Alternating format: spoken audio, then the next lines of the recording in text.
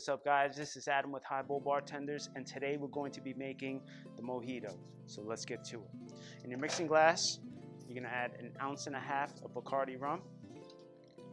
You're gonna add 6 to 8 mint leaves, lime wedge. You're gonna add a sugar cube, and we're going to muddle the mixture. We're gonna add some fresh ice to our mixing glass. Shake it up. Strain the mixture in. 3/4 of the way, lemon lime soda. Top with seltzer.